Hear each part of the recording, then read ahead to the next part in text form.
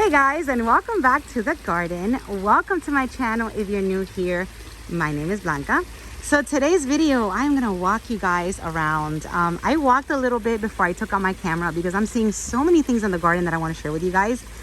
Looking at my orchids, evaluating my orchid section, which is right over here. My orchids look happy, and that makes me very happy. So I'm not sure if it's because I've just been on this mindset where I need to come out here and fertilize and treat and you know, and just do everything that my orchids need on a daily basis, which I am documenting in my videos to encourage you guys to go out there and do the same. But I've started that since the new year, and I am starting to see results, and I am going to show you the results that I am seeing today. Sunday, I am going to fertilize. I'm going to show you what I'm going to be using, and I'm also going to be treating for fungus, and I'm going to talk to you all about that during this video. So this is going to be a little lengthy, a little chatty, and I just want to just show you everything that's happening because I am so excited. All right, so first of all, I want to just tell you guys that most of my orchids are either in my orchid section, which is right over here, and that orchid section is covered by all of those palm trees that you see. So it's covered with a bunch of royal palms. It is covered with coconut trees, and you're looking at just about all that is happening down there as far as like the shading and everything. I am thinking of getting some of these trees up here maybe trimmed to just get a little bit more light, especially on my Vandas. So that's something I'm planning now in a few weeks. Everything in here, look at the height of all of those palm trees. So it's gonna be a little bit of a task, but I need to get a little bit of light, just a little bit more light inside that section. And once that's done, I think my orchids will start blooming more, my Vandas. Because when I kept them in this section, they were in the shade, and they would get about this much shade at this time, but the morning sun that was coming from the north, because this is a north facing window, was a little bit better. So that's what I'm trying to do in this area right here. But now around my pool, I am starting to see just how the orchids are starting to acclimate and how much they are loving where they are. So let me just start with, I'm going to start with this set of palms. Well, here, these Dendrobiums have been established here for already a few years. So I'm going to jump over to where I've recently attached my Cattleyas. So these were attached April, I believe. Somewhere. I should always look back. If I'm going to talk about something, I should always look back to tell you the exact dates. But I never do, because I never know what I'm going to talk about when I turn on my camera. But anyway, I think around April, which is probably when I got the box of Cattleyas from Carmela. I think that I attached these Cattleyas and the ones around my pool. These have not rebloomed for me yet, but they look good. They look established. And I've noticed that one of my phals has dropped over here, and she's growing somewhere underneath all of these ferns, but she's gonna bloom. So I'm gonna leave her there. So this happens when you guys attach orchids on your trees.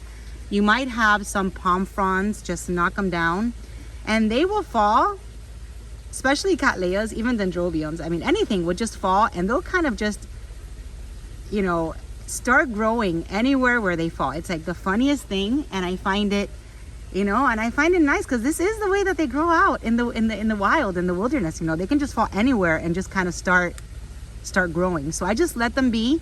Let them do their thing. She's gonna bloom soon. So once her blooms fade and fall, I will probably dig it up and relocate it on a palm. So wanted to show you that because that, you know, that made me smile this morning. I was like, hey, look at you. You're down there and you're happy and you're blooming.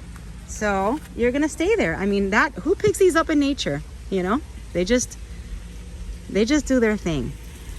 So I wanted to move on over to my Gumbo Limbo. Everything's doing good in my Gumbo Limbo except for my Cymbidium, which I think that those buds are gonna blast, but you know, I'm not mad about it because now I know that my Cymbidiums will bloom. So just seeing that I have buds on it, and let me just see how I get over there. I am trapped. We're gonna walk before we get back to this one, we're gonna walk over here. So my Cymbidium that I attached on here bloomed for the first time in 3 years. I had her in a pot, I put her on the tree, and this is the first time she'll ever, she's ever bloomed, which means that she's happy. Either that or it was already her time, 3 years later, and do something. So I'm gonna leave my Cymbidiums on my gumbo limb, or at least this one, because at least did something. Even though these buds are gonna blast, there's probably just one here that's gonna survive. But you know what, she bloomed. I'm happy that she at least did something, and I will probably leave her there, just kind of fix her up a little bit. So you see how they are. I mean, not sure if it's because it's sick, it has thrips, or just the cold ended up just blasting her, because she did start blooming when her temperature started dropping.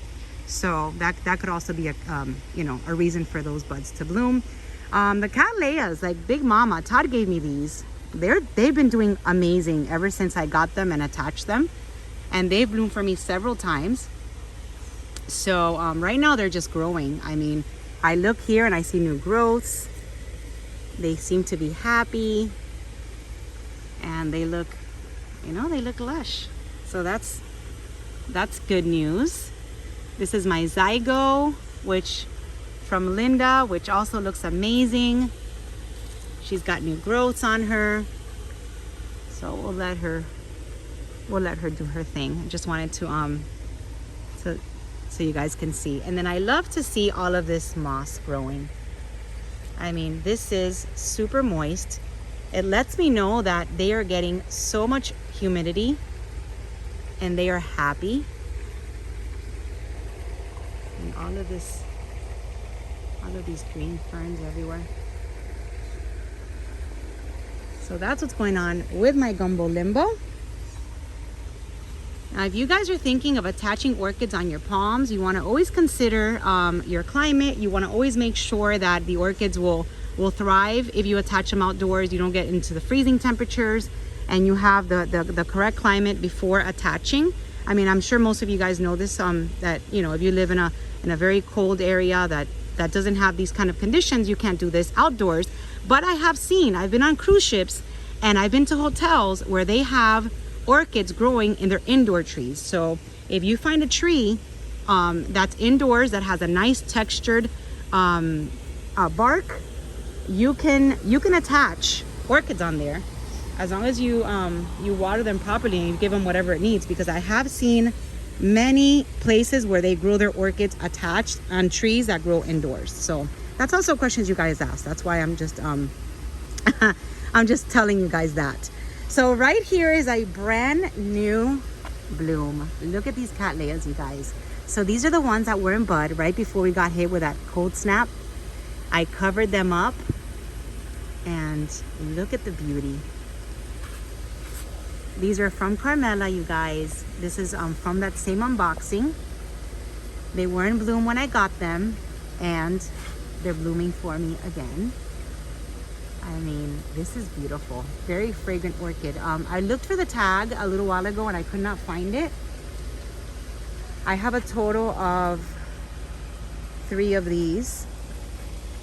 3 or 4, I forget. But all of these are the same type of Cattleya. Because when I got that box with so many, I decided to put them all together so I can grow like a cluster. And they grow in clusters, which means that once these hopefully grow and get bigger, then every bloom cycle I will be expecting, hoping to get just several of these beautiful orchids, beautiful Cattleyas. So, oh my gosh, and so fragrant. I mean, they're just beautiful. I love them. Not sure. Oh no, I thought that this was the tag, but this is not the tag for this one. That's the tag. Oh, maybe not. I think this one is my Valentine, because this is a different Cattleya right here. Yeah, this is a different one. So you know what, you guys, this might be the tag for the one that I just showed you. So I'm gonna just call it I'm hoping that this is a tag for this Cattleya. I want to say it is. The Pot Dick Smith Paradise. I think I remember. So I think this is a tag for this Cattleya. If it's not, I'll put a little note in the description, because I'm going to I'll research it once this video is done.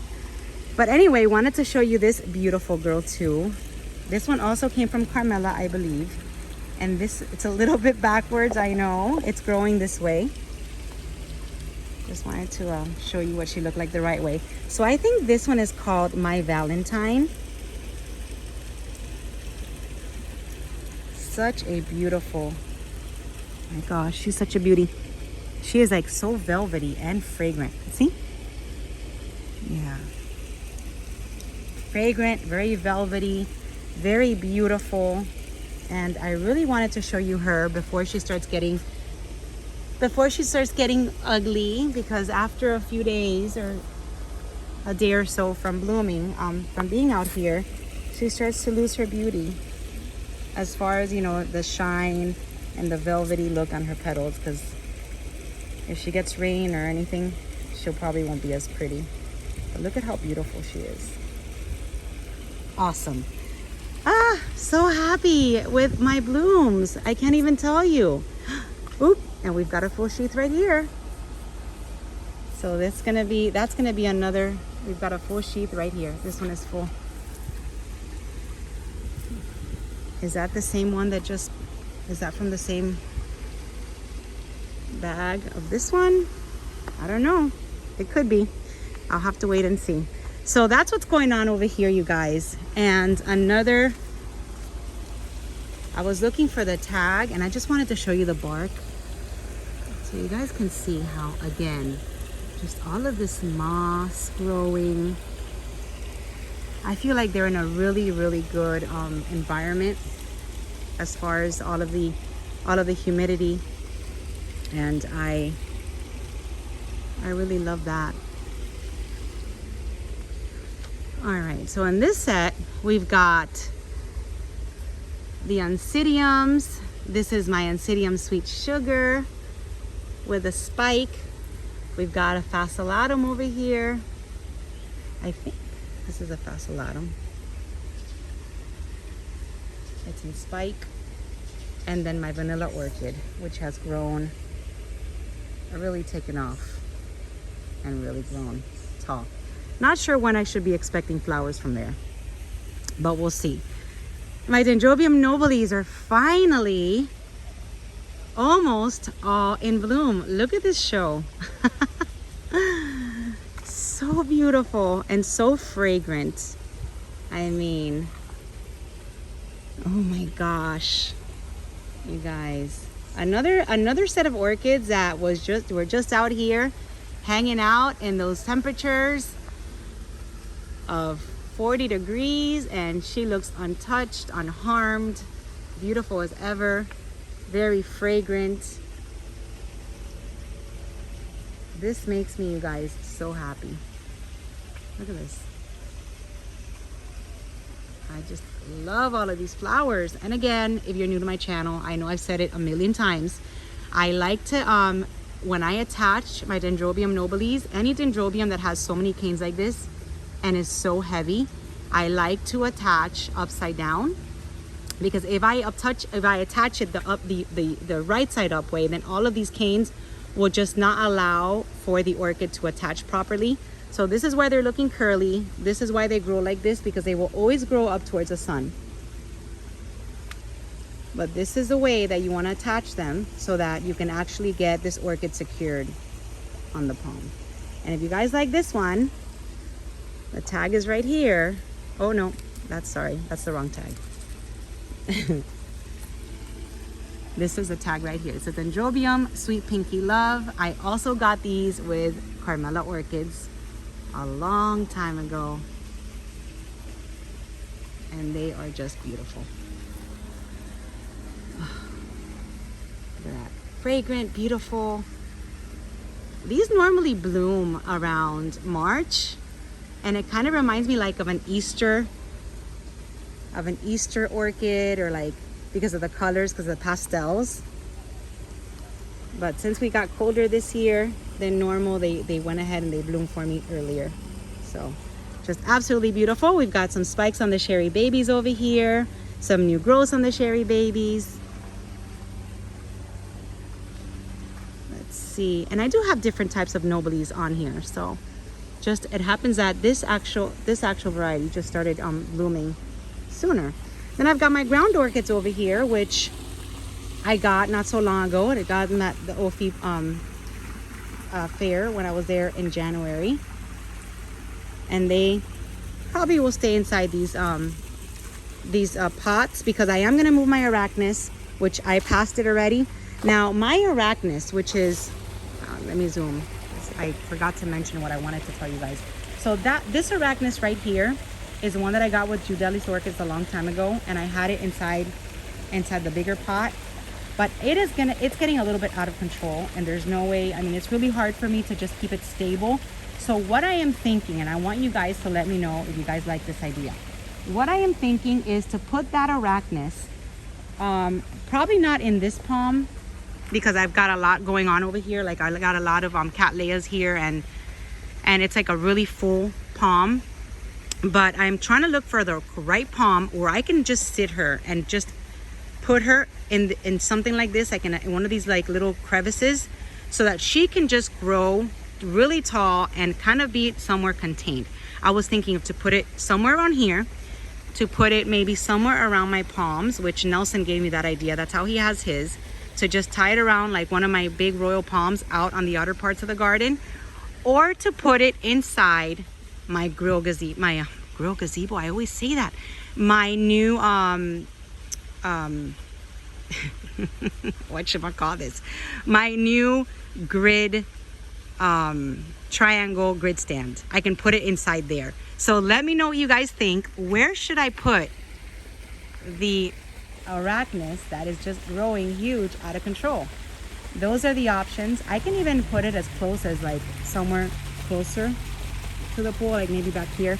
So let me know what you guys think in the comments. Like, I don't know, maybe you guys give me a better idea, and that helps. So anyway, another palm full of Cattleyas that have rebloomed. This is also where I keep my my Cattleya from Cruel Smith, that beautiful red one, the Christelle Smith. That's her right there, and the ones that I got from Carmela. And then on this set of palms, we've got cherry babies. We've got Arandas. Now these 4 Arandas right here never ever have bloomed, and I've had them for about 3 years. I mean, I don't want to go as I don't want to take them off because they're not bothering me, but you see how they've all kind of gotten a new crown and just kept going further up the palm tree. I am thinking that hopefully they will find like a spot that they like and rebloom, but 3 years and nothing. This is why I don't like to attach my Vandas on my trees, or my Vandaceous ones, because I don't know what's going to happen. And once they're attached, I feel like I will do more harm to just pull them off the tree than just let them be. So these are just they're just going to be there forever, I guess. But my cherry babies are doing amazing. Another set of orchids, you guys, that with the cold were not phased, not even one bit. This one was in bloom. It's starting to fade, but just lots of growth happening, lots of new growths. Look at that. And they don't care. Cherry babies, they don't care if it's hot, if it's cold, if it's windy, if it's rainy. They just bloom. We've got some Dendrobiums over here. This Vanda, Emma Vanda Venture, seems happy. I have to spray it now. When I sprayed it for fungus when I was spraying my Arachnus a few days ago, because I felt like it had maybe a little bit of fungal issues. But again, she also grew a brand new crown. She's there. I mean, I don't think she's in the healthiest condition. She gave me flowers. She's lost all her leaves and also developed a brand new crown. But again, I feel like removing her is just gonna be more harmful, and she's been here for about 3 years already. So And then my beautiful cherry baby with also growing and amazing blooms that, oh my gosh, at this time smells heavenly, just like chocolate milk. All right, so before I go into my orchid section, I'm going to show you what I'm going to be fertilizing with today and treating with today, because I am going to get this done. And here we've got also some cattleyas that I showed in the last video, which are growing under my rubellini tree. Very, very happy. And you know what? They love this spot because there's not even that much sun. Look at all the shade they're getting under there. So let me just show you, give you guys an update. You guys are scared that just because I don't want to talk about the issue I had, that I'm not going to share my updates with my Angrecum. And I will. I'll show her if I'm ever going to do something different to her. So I've already removed all of the really yellow leaves. I'm probably gonna cut off the flowers before I treat her again. And she's already, mother plant, which is right here, is starting to look very bare.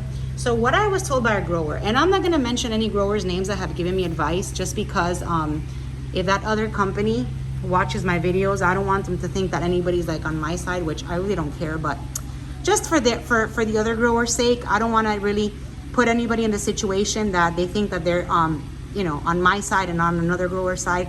I don't know. I'm just gonna not give any names of who's been helping me out. But one of the most knowledgeable growers in the orchid community that I adore so much told me that this plant right here, so this plant right here is mother. And that mother is gonna suffer, is gonna take in all of the suffering, just like, when mothers have their own children. And she will actually give all the energy out to the kids, which are these, like the keikis. And she will probably be the one to die off. If I'm gonna lose any of them, it's gonna be mother plant. Mother plant is gonna go first. So I was actually told to remove mother plant, which I don't know. I don't know how to do this too much, you guys. So I'm scared to just remove anything that might eventually just end up harming my orchid. So I was told to remove mother plant altogether because she is the sickest, and she's not even getting energy for herself because she's trying to feed off her little keikis over here. So that's what I was told by this amazing grower to do. Let me know what you guys think. Even though I'm sure that this grower knows exactly how to save my plant. So so they're giving me all of this great advice. So I was told to remove the mother plant. I'm a little bit hesitant because I don't even know where to cut it. I just don't want to harm this. I just don't want to harm this plant as much. I don't want to harm it at all. And I know that I'm touching it, so I promise you guys, I'm not going to touch anything until I wash my hands. I just remembered, never touch a sick orchid and touch other orchids afterwards, because you can transmit whatever's going on here. You can give it to other orchids. So I promise I'm not going to touch anything until I wash my hands. Can't do it now on camera because I would have to go inside. That's where I have all my stuff. But just wanted to tell you that I am going to be treating this guy with some really heavy duty stuff. You guys are so passionate about how I take care of my orchids, and you guys have been giving me so much advice that I need to share that I am going to be using some really strong stuff today. Boom. Captain Fungacide. I've used it. I actually went down. I actually went to my my little cabinet where I keep. Look at all the dead leaves. I just removed all of the dead stuff. And I know. I'm touching, but I'm gonna wash my hands. I went under my orchid, where I keep all my orchid supplies, and I did find that I had thiamyl, which I used a long time ago before I made the switch to Physan.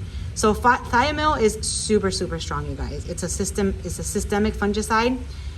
This stuff is strong. So after I fertilize, I'm gonna put on some gloves, a mask, the mask that I used for make my candles, which is heavy duty, you can't even inhale anything. I'm gonna put that on. I'm gonna put gloves, and I'm gonna treat with this stuff. And I think this is 1 teaspoon per gallon, I wanna say. But this is super, super strong. I mean, I wanted to steer clear from these strong fungicides and pesticides because they're, you know, you open them and it's like fumes and you inhale and you can't even breathe this stuff in. It's super dangerous. So, but I need to use it for this orchid because we are saving this baby. So thiamyl, and then I also found Captain fungicide. Not sure which is better. I'm gonna let you guys comment on these two.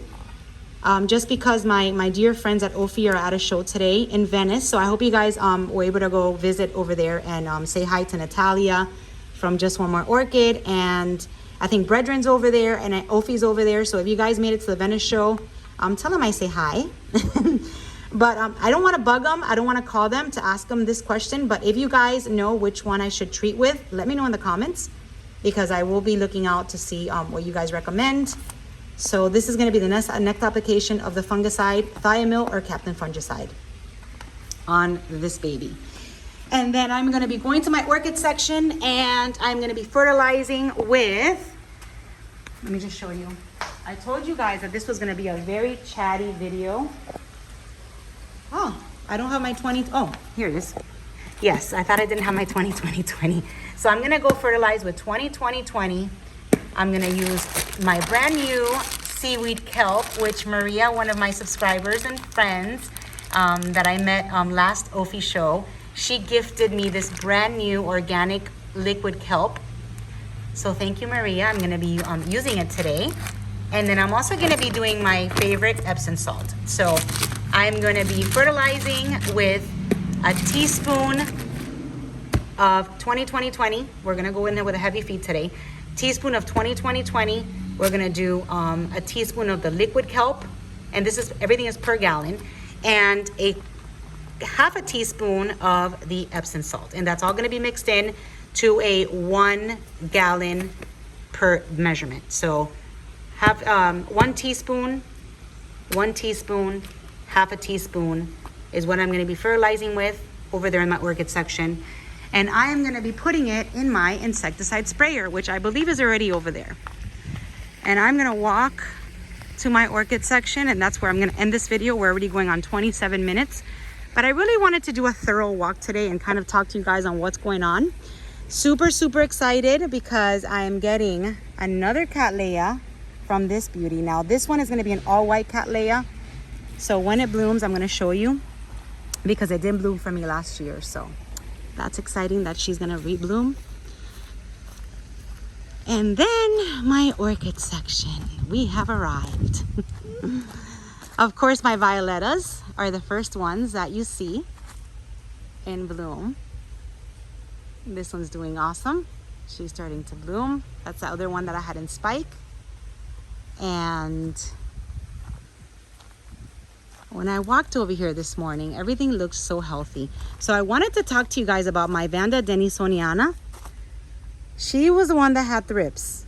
I believe she still might have a little bit of thrips, or the buds that were affected by the thrips are still growing. So these flowers might not be as pretty as normally because it did have a thrip infection or a thrip infestation when I noticed the buds because they were getting dried. So that's my Vanda Denis Soniana, which is growing and going to bloom. And this is my Glauca. I forgot her name, but you guys tagged her in the comment section, and indeed this beauty came from Nelson. Nature Now gave me this one 3 years ago, and she's grown and she's beautiful. The buds from my Cymbidium are doing good, and everything is still blooming out here. So like I mentioned when I first started this video, I walked the garden this morning and I walked here in my orchid section, and everything is just looking, it's looking more green. It's looking happier. It's looking, they just look happier to me. They look a little bit more hydrated.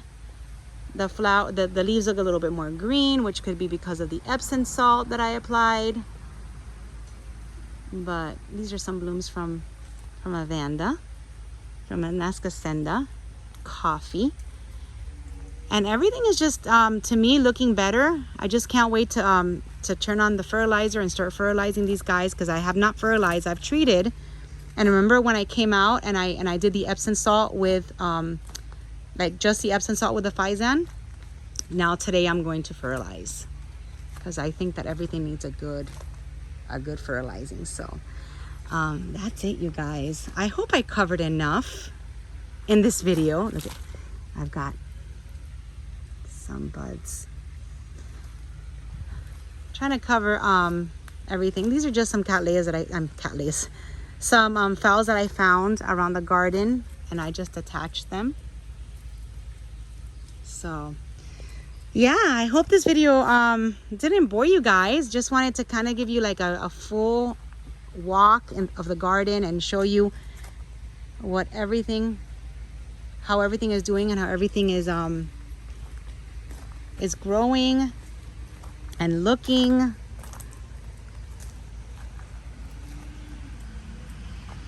I have some buds right over here, so can't wait for that. And lately my catasetums are still very dormant. I have not seen anything going on with my catasetums, so that's why I haven't mentioned them. But I'm going to be evaluating all my catasetums today and see what's going on with them. And that's it. I think this is today's video. It's a long one, you guys. 30 minutes. That's crazy.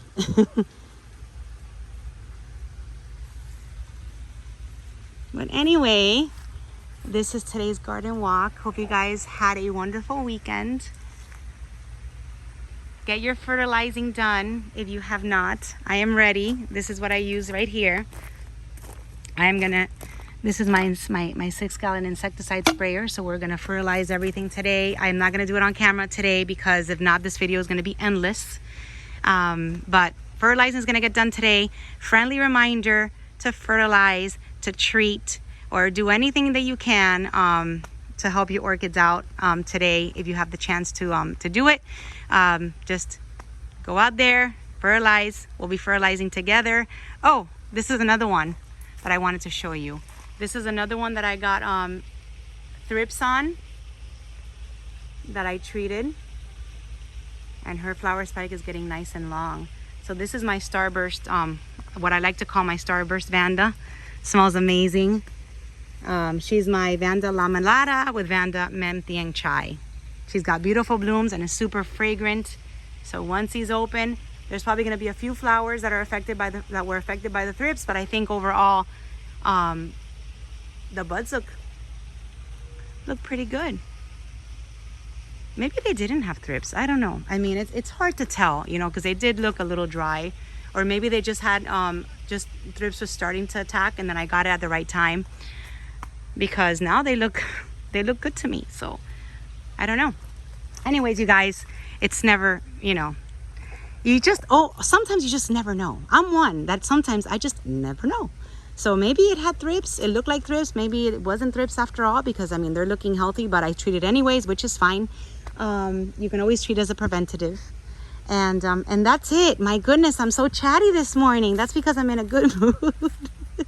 I'm in a good mood because everything is starting to look good. I'm telling you, what a difference it makes when you fertilize and when you treat.